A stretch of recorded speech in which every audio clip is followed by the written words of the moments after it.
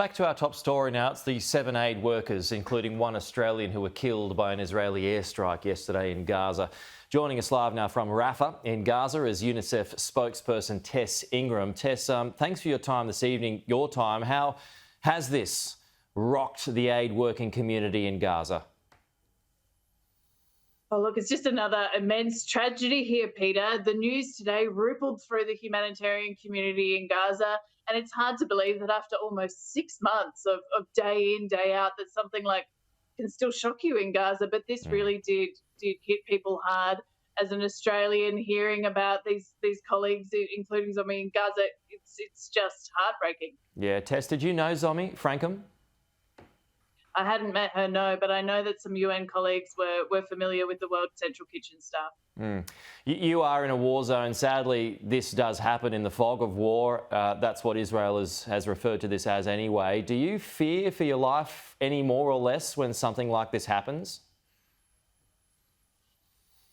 Look, I think, first of all, we can't dismiss this as something that happens in the fog of war. I think, even wars have rules, and the rules are clear. Humanitarian staff must be protected, as should the people that they serve, and that is clearly not happening in the Gaza Strip. And so, yes, we hold concerns, but also we understand that, we're here in a dangerous environment to do our jobs, and this is not the first time that humanitarian workers have been hit in the Gaza Strip. This is a sudden and immense tragedy, but we've also had hits on other vehicles. 174 UN colleagues have been killed since October. So we really do need to sort this out and get this right so that more aid workers stop being killed, and also the more than 32,000 Palestinians. For our viewers, what communication is had with Israel whenever you are working or whenever you're on the move? So World Central Kitchen said that this mission was coordinated, which means that they would have let both parties to the conflict know where they were going, what they were doing, and they would have got assurances back that they could do that safely. Now, clearly that didn't happen. 7 colleagues were killed. That tells us that coordination system is broken. And we've been saying this for a while. This sort of humanitarian coordination happens in conflicts all over the world, but it is not functioning in the Gaza Strip. UN buildings are being hit, UN cars are being hit, we're losing colleagues, and that tells us something about the lack of safety, not just for us, but also for the women and the children who are just trying to survive on a daily basis. Does UNICEF follow those coordination systems as well, those protocols?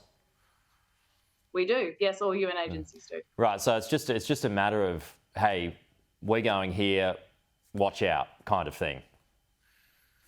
It's not even a matter of just, hi, we're letting you know where we're going. We also receive a response saying either your mission will be facilitated or it won't. Right.